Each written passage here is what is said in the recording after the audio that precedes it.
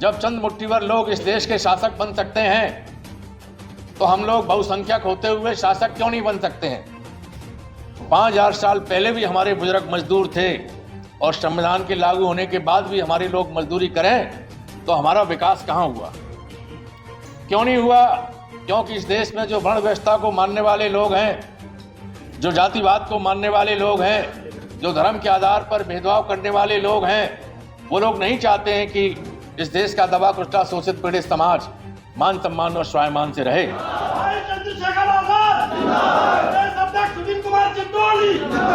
बाबा साहब ने 26 जनवरी 1950 को जब संविधान दिया तब उन्होंने कहा कि आज से ये संविधान भारत में लागू होगा यदि ईमानदारी से सरकार में बैठे हुए लोग संविधान के अनुसार काम करेंगे तो इसमें जो अधिकार मिले हैं जनता को, उन अधिकारों के कारण 10 साल के अंदर ही गरीब कमजोरों के चेहरों पर मुस्कान आना शुरू हो जाएगी। साथ ही साथ उन्होंने शक जाहिर किया था कि मुझे शक है यदि इस संविधान को सरकार में बैठे हुए लोग ईमानदारी से लागू नहीं करेंगे तो ये दुनिया का सबसे अच्छा संविधान बेकार साबित हो जाएगा। आज 75 साल हो गए संविधान को लागू हुए। 75 साल बाद आज हम देखते हैं बड़े बड़े शहरों के फुटपाथों पर, रेलवे लाइनों के किनारे, सड़कों के किनारे, नदियों के किनारे, नालों के किनारे लगभग 20 करोड़ लोग खुले आसमान के नीचे बिना छत के, बिना मकान के, टाट पट्टियों की झुग्गी झोंपड़ी डालकर जीवन यापन कर रहे हैं। जबकि संविधान में सबको अधिकार है कि रोटी, कपड़ा, मकान देने की जिम्मेदारी सरकार की है। सरकार के अधिकारी, कर्मचारी, नेता, चाहे वो कांग्रेस के रहे, जनता पार्टी के रहे, जनता दल के रहे, आज भारतीय जनता पार्टी में है, वो रोजाना देखते हैं कि गरीब कमजोर लोग फुटपाथ पे पड़े हुए हैं। गरीब कमजोर लोग मस्जिद के बाहर, मंदिर के बाहर, गुरुद्वारे के बाहर, चर्च के बाहर लाइन लगाकर भीख मांग रहे हैं। छोटे बच्चे, जवान, बूढ़े लोग सड़कों पर खड़े होकर भीख मांग रहे हैं। लेकिन सरकार में बैठे हुए लोग, चाहे वो शासक हैं या प्रशासन में हैं, वो इन लोगों के लिए संविधान में मिले अधिकारों को लागू करने का काम नहीं करते हैं।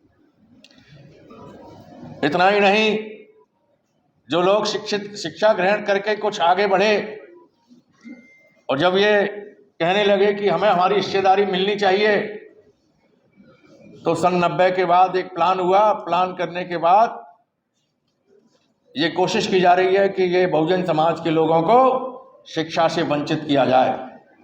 जो सरकार के स्कूल हैं, चाहे वो प्राइमरी हैं, जूनियर हैं, इंटर हैं, डिग्री हैं, मेडिकल हैं, इंजीनियरिंग हैं, उनमें पढ़ाई की व्यवस्था 99% चौपट हो चुकी है। वहाँ क्लास के अनुसार अध्यापक नहीं है। कक्षा 5 के स्कूल में 2 अध्यापक हैं, कक्षा 8 के स्कूल में 4 अध्यापक हैं। जो सरकार के इंटर कॉलेज हैं वहाँ पढ़ाई नहीं हो रही है।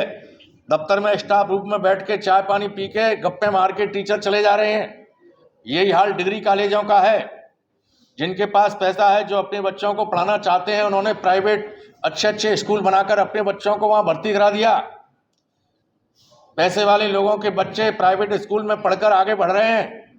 जो इस देश का गरीब कमजोर व्यक्ति है, जो दलित है, पिछड़ा है, अल्पसंख्यक है, जो सिख, मुस्लिम, ईसाई, बुद्धिस्ट है, जो पाल प्रजापति, केवट, कश्यप, नाई, निषाद, साक, सैनी, मौर्य, कुशवाहा, जाटव, खटीक, धोबी, कोली, वाल्मीकि है, जो गुर्जर, लोधी, यादव है, जो जाट समाज का व्यक्ति है, जो 70% इस देश के अंदर मेहनत मजदूरी करता है, गांव के अंदर खेत खलिहानों में काम करता है, शहरों के अंदर भिन्न भिन्न प्रकार की मजदूरी करता है, वह 70% आबादी का व्यक्ति अपने एक बच्चे के लिए 6,000 8,000 रुपया फीस नहीं दे सकता है।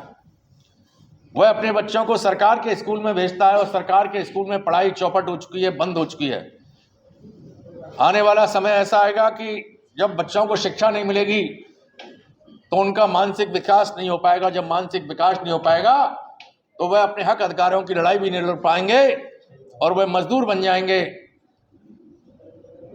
तो 5000 साल पहले भी हमारे बुजुर्ग मजदूर थे और संविधान के लागू होने के बाद भी हमारे लोग मजदूरी करें तो हमारा विकास कहाँ हुआ, क्यों नहीं हुआ?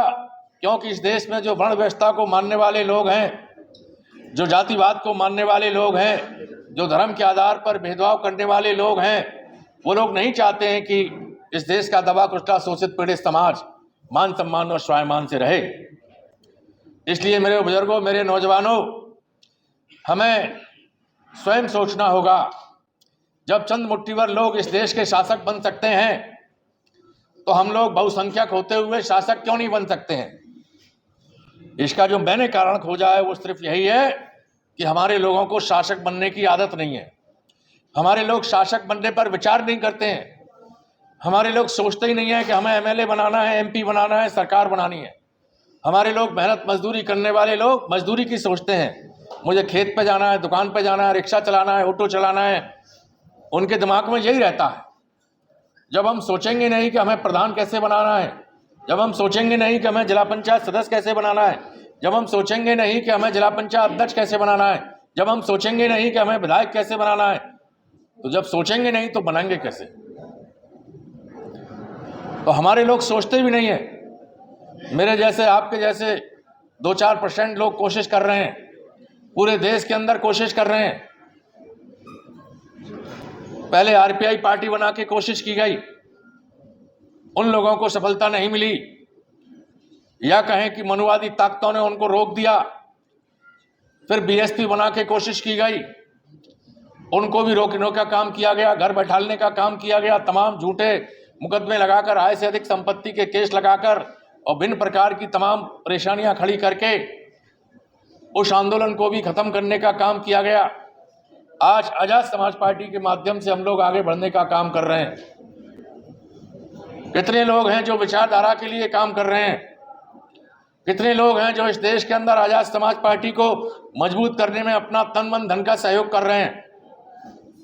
आज भी यहाँ लोग हैं, उसमें से बहुत से लोग ऐसे हैं जो अपने लिए आए हैं, मुझे जिला पंचायत की टिकट मिल जाए। जब तक हम लोग अपने लिए सोचेंगे तो ये टिकटें तो कांग्रेस भी देती रही और बीजेपी भी दे रही है और दूसरी पार्टियां भी दे रही हैं। लोग, आप तो छोटे से सदस्य के लिए सोच रहे हैं, जिला पंचायत का सदस्य। जो लोकसभा में सदस्य बैठे हैं 133 रिजर्व सीटों से, क्योंकि वो उनकी पार्टियों से जीते हैं, इसलिए वो बोल नहीं पाते हैं। सदस्य बनना, चाहे जिला पंचायत का हो, चाहे विधायक हो, चाहे सांसद हो, तब सफल बन पाएंगे जब हम बेबाकी से अपनी बात को अपने हाउस में खड़े होकर रख पाएं। हम अपनी बात को बेबाकी पे रख नहीं पाते हैं। हम सदस्य बन जाएं और अपनी बात नहीं रख पाएं तो सदस्य बनने से फायदा क्या है? आज 543 सांसदों में अकेले सांसद एडवोकेट चंद्रशेखर आजाद पिछले 1 साल से अपनी बात को रख रहे हैं। चाहे बात दलित समाज की हो, चाहे पिछड़े समाज की हो, चाहे मुस्लिम भाइयों की हो, चाहे सिपाहियों की हो, चाहे होमगार्ड की हो, चाहे खिलाड़ियों की हो, चाहे किसानों की हो, चाहे पेंशन की हो, चाहे वकीलों के लिए अलग से निधि बनाने की हो, हर पहलू पर, हर बिंदु पर आम जनता की जो बात रखने वाला बेबाकी से एकमात्र सांसद है तो एडवोकेट भाई चंद्रशेखर आजाद है। आप कल्पना कीजिए, यदि एक व्यक्ति के साथ साथ 100 व्यक्ति और खड़े हो जाएं तो सरकार किसी की भी हो, किसी माई के लाल में हिम्मत नहीं है कि कोई हमारे खिलाफ विधेयक पास कर दे। किसी सरकार में हिम्मत नहीं है कि कोई भी विधेयक शेड्यूल कास्ट के खिलाफ आ जाए, मुस्लिम समाज के खिलाफ आ जाए, कोई भी विधेयक पिछड़े वर्ग के खिलाफ आ जाए। लेकिन वो 100 लोग कौन होंगे जो आपके वोटों से जीत कर जाएंगे, जो आपके झंडे से नहीं जीत कर जाएंगे? वो लोग अपनी बात कह सकते हैं। जो दुरंगे तिरंगे झंडों से जीत कर जाएंगे वो आपकी बात कभी नहीं कह सकते।